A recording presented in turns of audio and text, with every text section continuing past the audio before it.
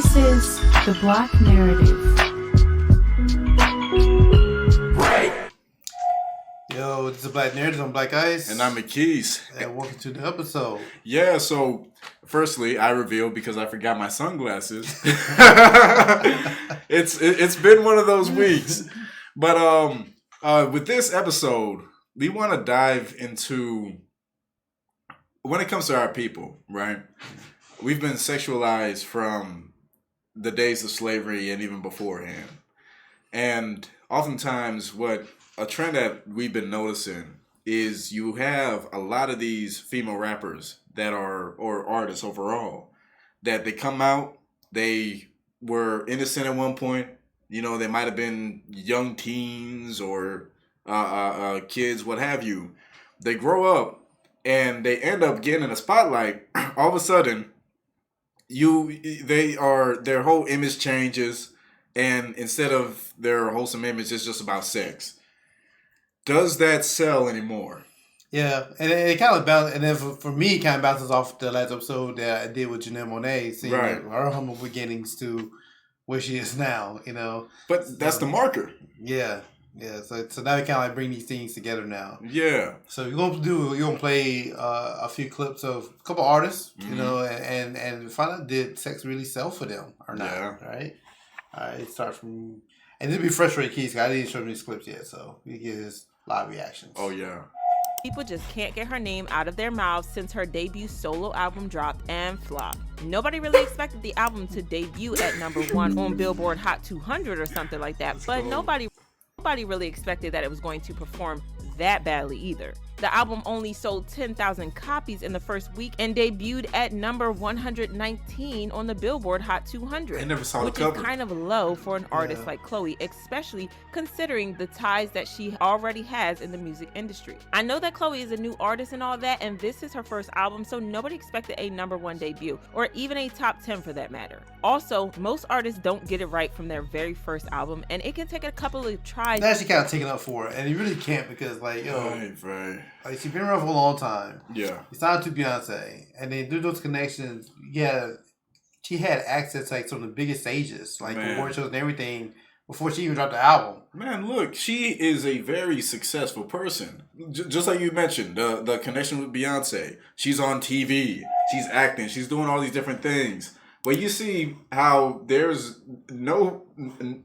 while there's no slack given to certain people, all of a sudden, all these excuses just come hurling for when somebody flopped. Yeah. And it's like, well, lady talking, did you buy the album? Right. That's my question. Well, since you want to make those excuses, did you buy the album? Yeah, it was so funny because like I saw Chloe, she was on Breakfast Club. I saw a clip of her on Breakfast Club on Twitter. Yeah. And then she tried to call. I guess she called herself calling out DJ Envy like, yo, do you listen to my album? He like, yeah, I peeped from the music, and she was like, well, name one song.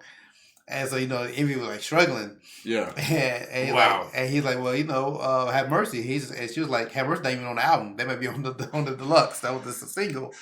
And I was just thinking, like, you know, it's not his job to listen to your album. Like, his job is to play the single, which he has played. Yeah. And as far as it goes. So, like, that's his support. He's putting you on the airways. Now, all those people that said that you ate, did they buy the album?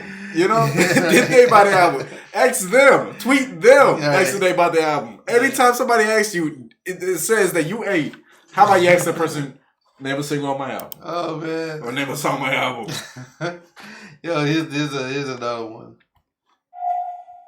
Viral on TikTok through a dance or trend. Something record labels are definitely pushing more and more every single day. They wanted me to do a 6 TikTok campaign over the course of a month where we slowly and organically make the record go viral. I don't know how to do that.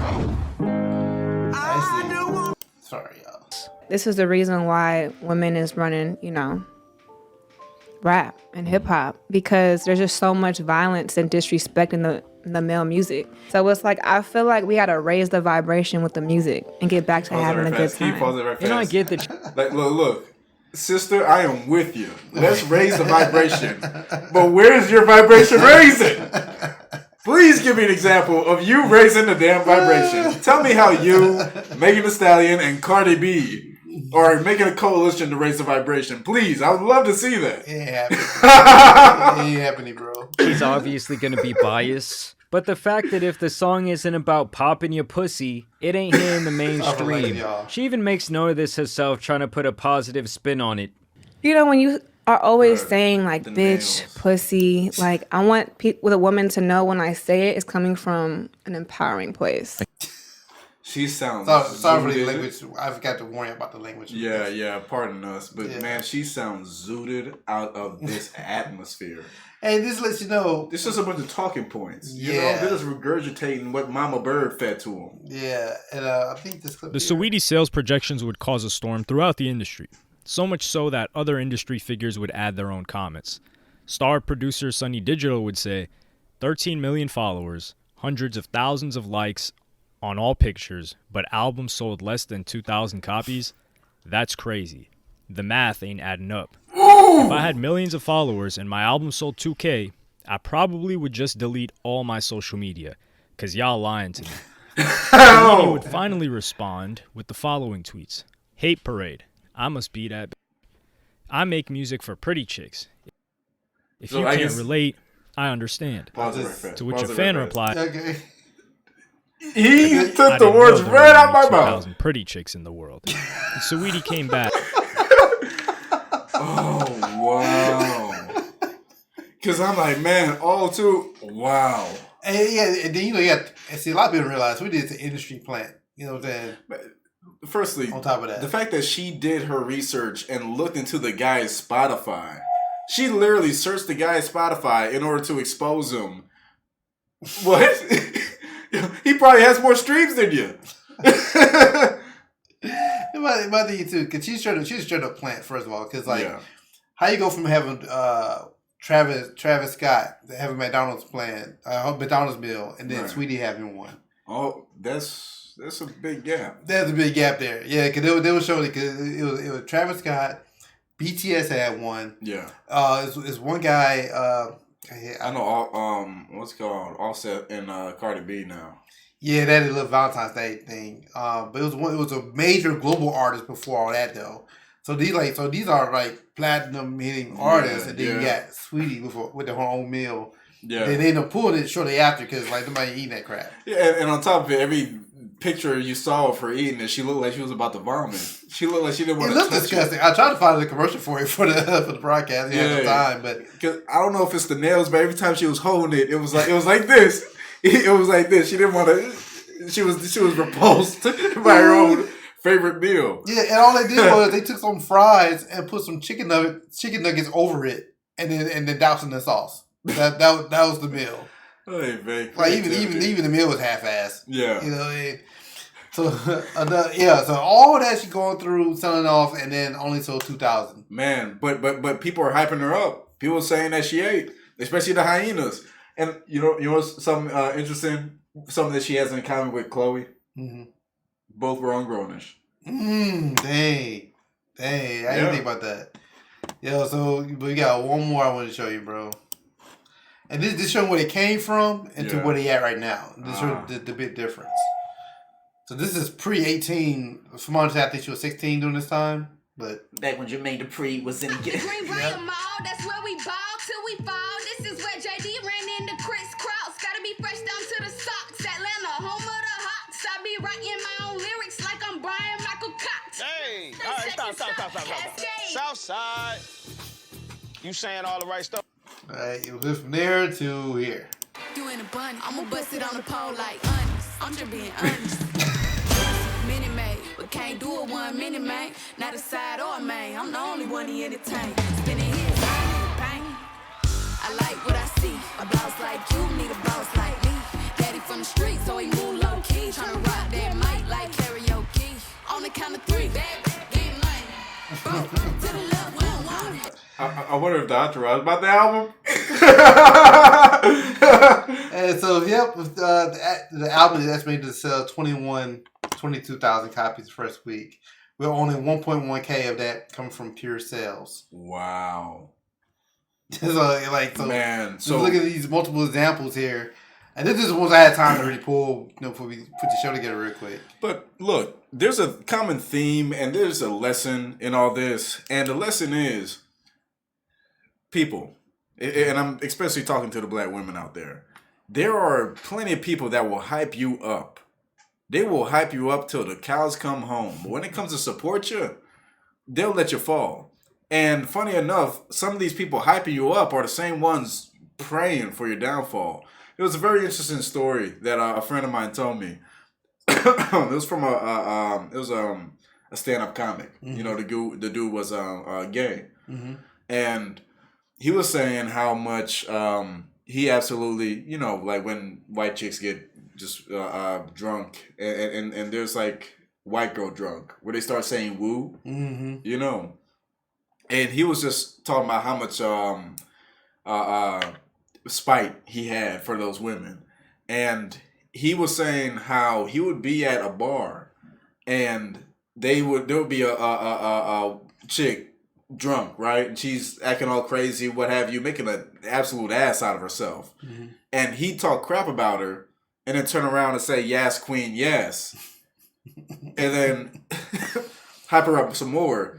And then turn back and laugh at her for going out of her way to make a dumbass out of herself because she was hyped up. Yeah. Yeah. That's the same thing that they're doing to y'all. Yeah. So you got to be mindful when you think that you got people on your side.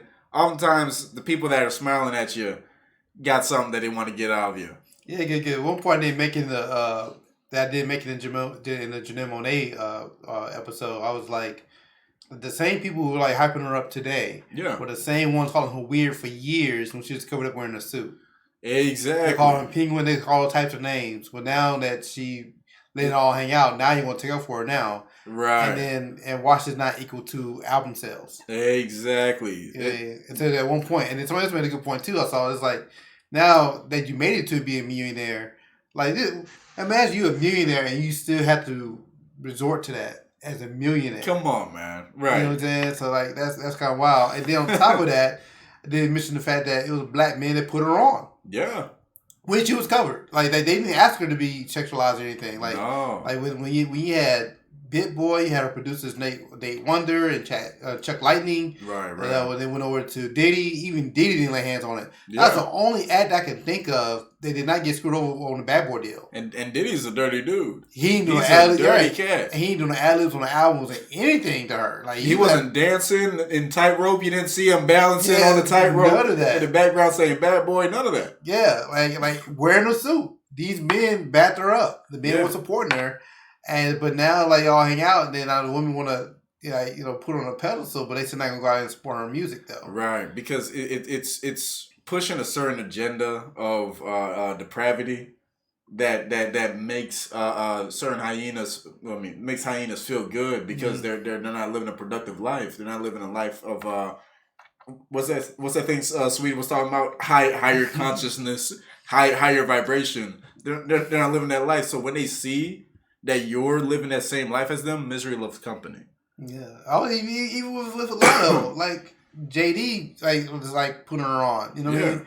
He didn't turn her to be the image that she has now. Yeah, you know what I mean. So it's she broke away to do that, and look at the album sales. It's not working, and that's not to say if they wasn't doing that, it would sell better. Yeah, it's saying, but it's worth the cost. For what you getting out of it though? Is there sex selling? Yeah, is the sex selling? And from my expert opinion, from my appraisal, it's not selling that much. And then you got to think about it too. They're mostly more 360 deals now, if not all of them. On top of that, so you're not selling. So your label getting money off your merchandising and your concert sales and and then even Meg the Stallion. She did good at one point. Even she's not really selling. And Rock Nation been putting on every damn thing. Rock Nation, man. And it's still not selling. Yeah. You know what I mean? So it's like, does it really sell anymore? Is it worth the price you had to pay for nothing, basically? And it also goes to show how important it is not to allow yourself to get a big head because people are bringing you up. Yeah, and restricting your career because, to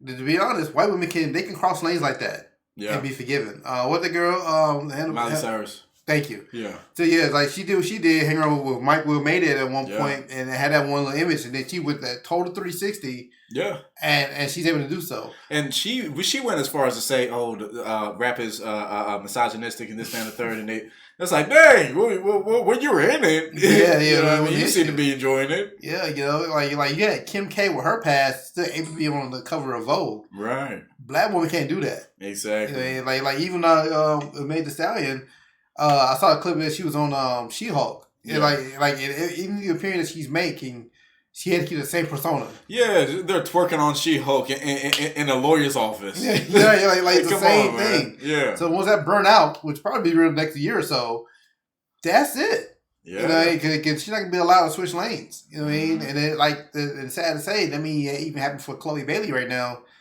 You know, in New York, I mean, doing what they were when they were younger, that was already done for anyway. But this for the fact they signed to Beyonce anyway. Yeah. Cause like I was just looking at the album cover of the Ungodly. The name of the album was Ungodly. Yeah. Ungodly Hour. You know. Yeah. Then you have the one with the wings. If you know anything about symbolism with women with the wings, it's usually demonic. Right. You know what I mean? Yeah. So you already kind of heading in that direction. And then you got Halle playing the Little Mermaid, even though it looks very mid. But yeah, and it is something with the crab.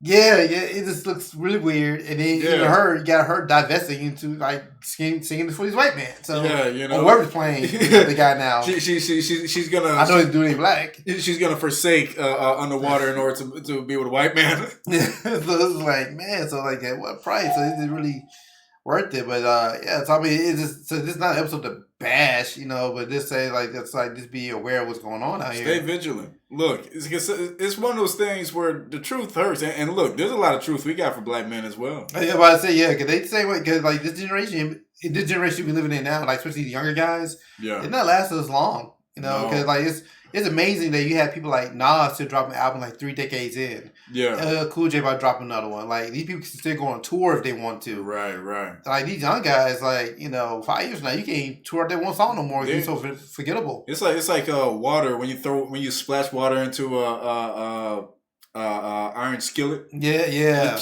Yeah, it evaporates. They evaporate so fast we ain't got nothing to say about it. Yeah. So it's the men too, and you know, we were just talking before we recorded. I mean, like we looking at the music the music in the UK. Yeah, like man, they take it a little bit more seriously than we are over here. Look, I'm sorry for all you FBAers. The UK, the foundational black Englishmen are taking us out. The foundational black Englishmen, FBE, the FBE are taking us out, yo. Yeah. And and not like we don't have the talent here, but I think one major hindering factor that we built this place, but we don't own any of it. So we don't own the industry, you don't own the music, you don't own how it's taken in or how it's put out or anything. So you know, so I mean, it is some dope artists here. You know, we had to dig for it because we don't own the industry. Yeah, you know, so it's like so you know, it is different layers to it, but yeah, man, but it's rough out here. You know, I've been saying that. I just feel like y'all just been pulling their creativity out of this country because this is right before the downfall right now. Most definitely. The way he's going. But so we just want to share a few words on that real quick, short episode. Anything else, man? Yeah, just stay vigilant, family. Yeah, so y'all have a good one, man. Shalom. Shalom.